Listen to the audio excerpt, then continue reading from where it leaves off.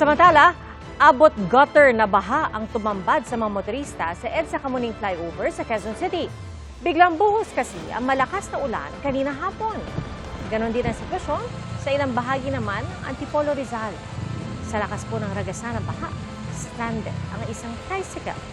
Kinailangan pababain ng mga pasahero nito at itinulak na lang ang tricycle para maiahon. Binabantayan po ng Pag-asa ang low pressure area sa loob ng Philippine Area of Responsibility na tumaas ang tsansa maging bagyo. Huli itong namataan sa katubigang bahagi ng oras Eastern Samar.